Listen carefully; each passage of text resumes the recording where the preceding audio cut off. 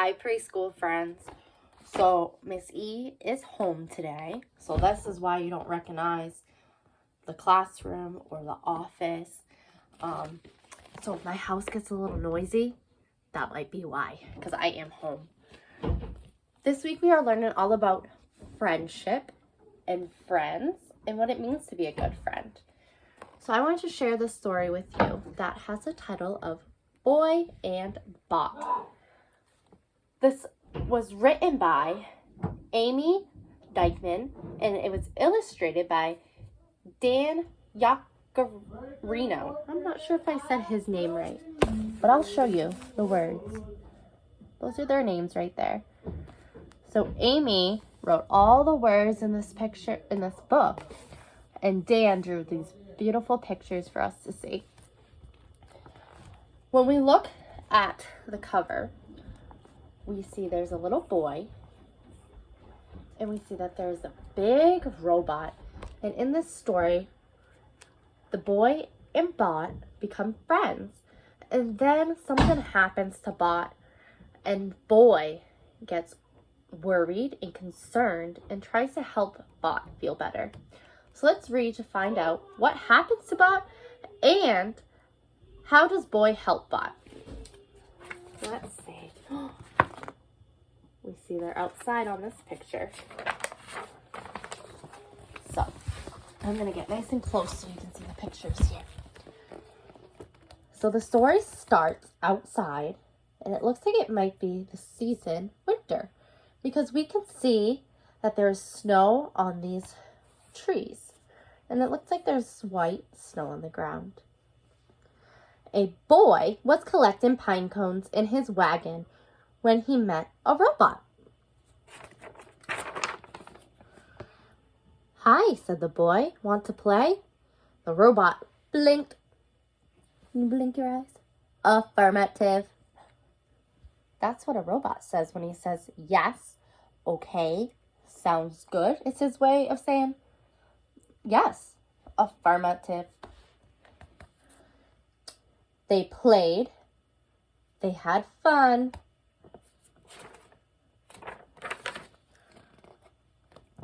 It looks like maybe it's not snow in that first picture, because I see what looks like green grass and maybe even flowers. And we don't see that in winter. But as they rode down the hill, a rock bumped the robot's power switch, and the robot turned off. "What's wrong?" the boy asked. The robot did not answer.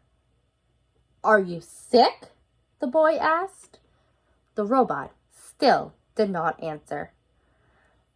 "I must help him," the boy said. So how will the boy help him? He took the robot home. So here they are traveling home. The boy fed him applesauce. He read the robot a story. And he tucked him in. "Good night, Bot," the boy whispered and climbed into bed. I wonder if any of these things will help Robot. Later, the boy's parents peeked in on him. They did not see Bot behind the door. The door bumped Bot's power switch. Beep! Bot turned on. So he has a little power switch right here on the back.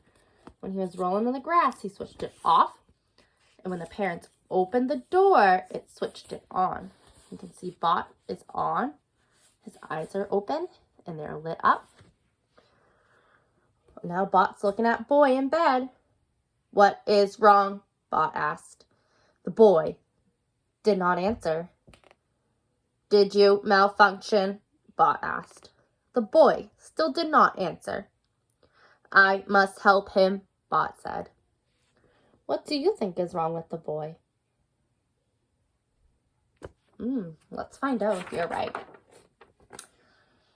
So, here's Bot and boy traveling up the road. He took the boy home. So he's going to his home. We can see it's still nighttime. There's a moon in the sky. Bot gave him oil. He read the boy an instruction manual. An instruction manual is a book that tells you how to do certain things. He was bringing him a spare battery when the inventor walked in.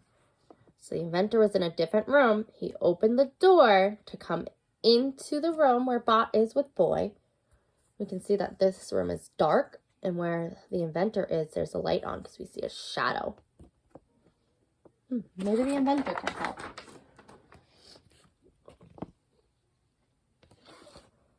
Stop, the inventor shouted. This is a boy.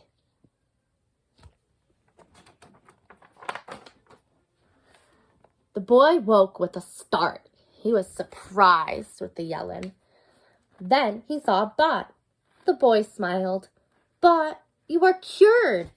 You're all better. They're hugging. Bot lit up. Boy, you are fixed. The inventor called the boy's parents. The inventor is the one who created Bot, and it looks like he created this creature down here. It looks like a light bulb. He makes things. That's an inventor's job. Then he drove Boy home.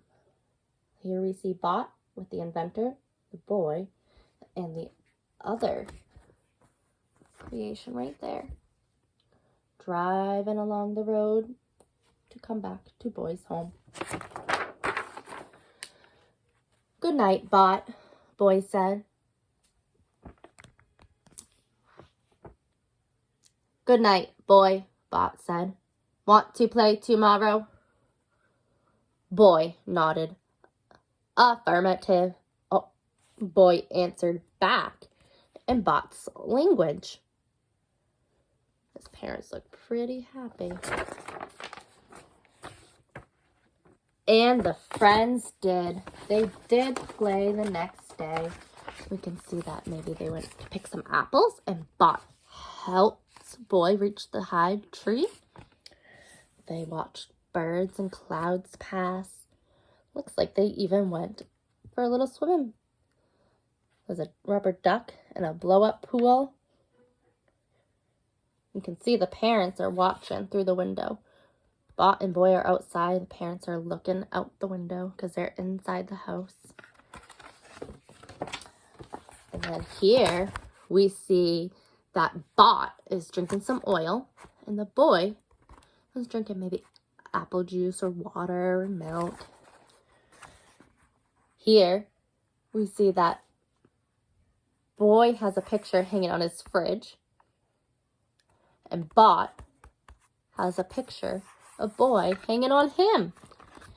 That makes me think that this Bot is made of metal because magnets stick to metal, and this fridge must be made of metal as well.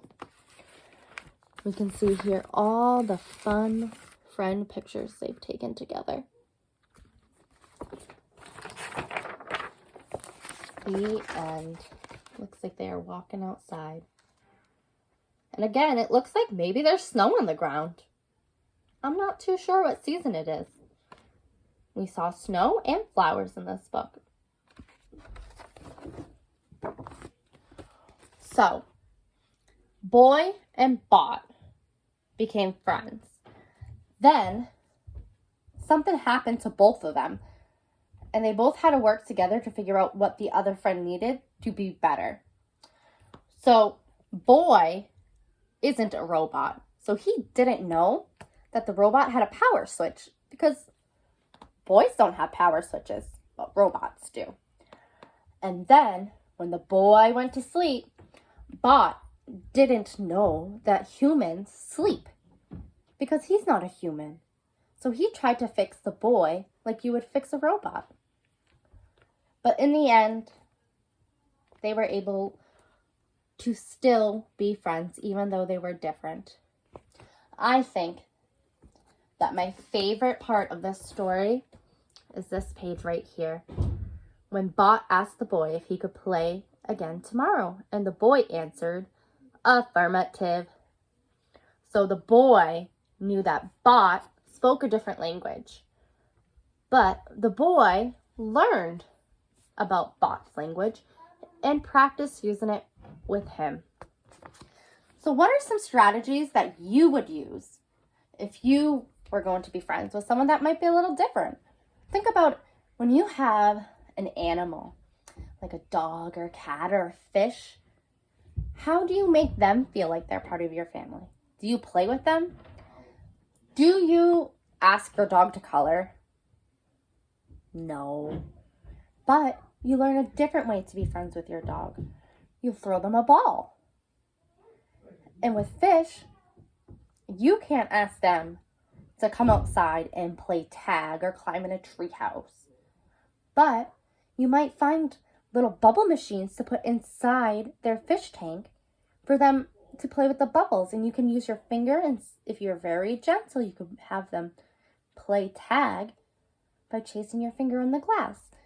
So there's lots of ways that we can make a friend feel like they're part of our community and our family, even if they're different. Okay, guys. Bye-bye.